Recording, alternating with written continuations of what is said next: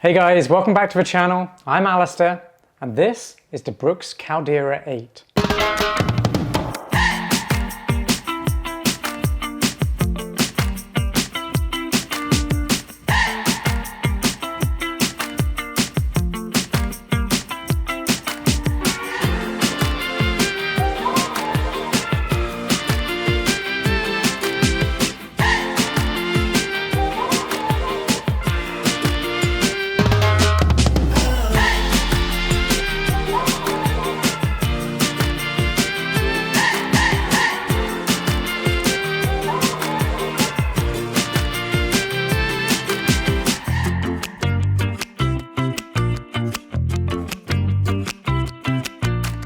So the Caldera 8 is an all-mountain trail running shoe, but it really is one of those max cushioned trail cruising shoes. So who is that really for? Well, it's for anyone who needs the protection underfoot.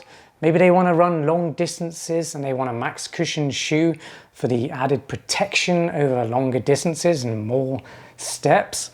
Then the Caldera 8 is perfect for that. It's not ideal for highly technical terrain just because of that high stack height, but anything from mild to moderate trails, this thing is a trail cruiser that you should definitely be having your eye on if that's the sort of shoe you're after. Before I dig into its strengths and weaknesses, let's start with the key specifications. They cost $150. I will let you know by the end of this review if I believe they're worth that price tag. They weigh 10.8 ounces or 306 grams.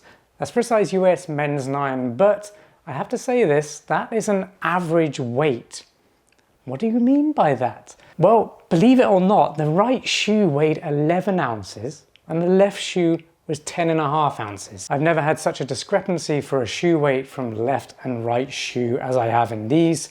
So that's a little bit weird. They have a drop of 6 millimeters from heel to toe. They are using the DNA Loft version 3 foam, which is actually, it's not the softest foam out there, but it has a good amount of response. And that's good because if you are running on a high stack height in a trail running shoe, then you don't want a plush shoe because you're going to be wobbling around all over the place. So it's got a good balance and that means it does have a little bit of stability too. The outsole is using Trail Tack green rubber compound, which to be honest performs really well. The lug formations are actually very aggressive. They've got chevrons pointing forwards at the front, so they claw into the trail when you're going uphill, and then they point backwards at the rear to catch you when you're running down steep declines. The upper mesh material is very durable, but it isn't the most breathable. So that means if you are going to be running in wet conditions or you submerge them in a stream crossing or a river crossing, then they're not going to drain that quickly. They will hold water and that will make the shoes a little bit heavier and it will take longer for them to dry off or vent out. And it does also have somewhat of an integrated sock, which means the tongue is kind of attached to the midsole. It's kind of gusseted, but that really helps with a fit. It really helps lock your foot in the shoe and overall it feels very comfortable. When it comes to sizing and fit, they're true to size in length and I'd say they have a medium width. It's nice, snug and supporting the midfoot, but there's enough room in the toe box for toe splay. So I like the fact Brooks has a nice bit of roominess in that toe box. It helps regulate temperature in there as well. If you're enjoying this video so far, please give it a like and comment on this video. Let me know if you've run in the Caldera 8, maybe you've run in a previous version. Let me know your thoughts on it. How are you getting on? Are you enjoying it? What type of running are you doing with it?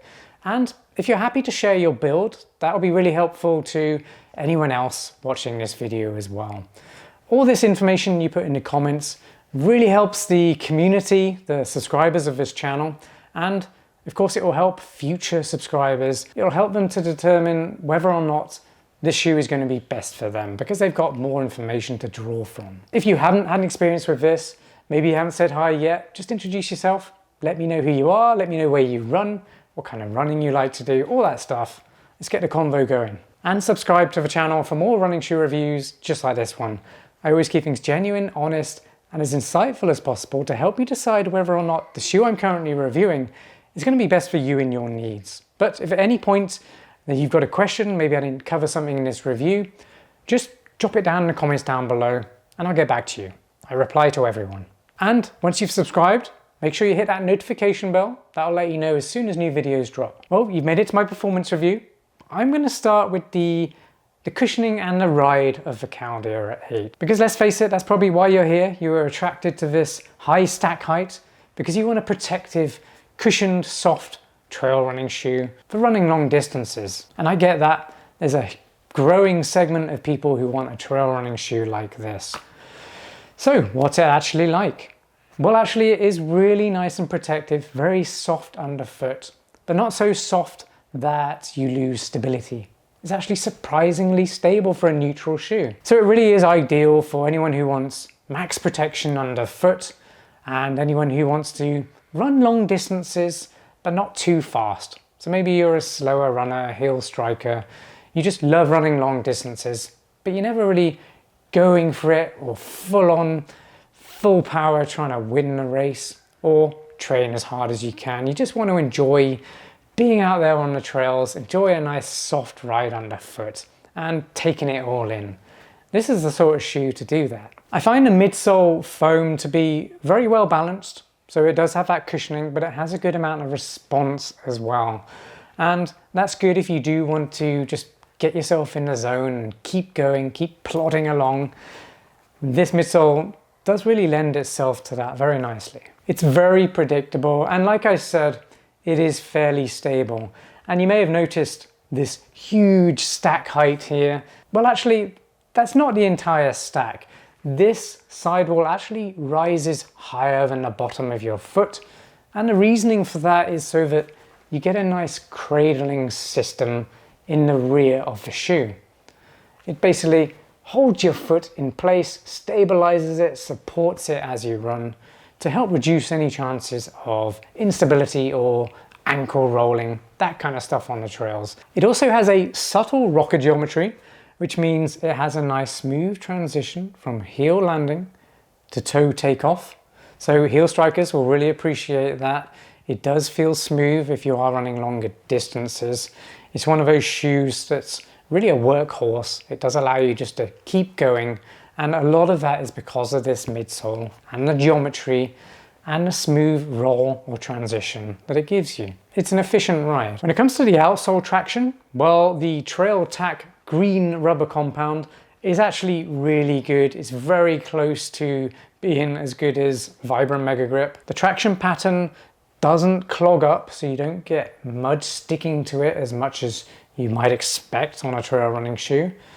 And it is actually not that bad on wet rock as well. So any slick rock is going to be very, very difficult for any rubber compound to handle. So I have a lot of confidence in the grip or the traction going up and down steep declines.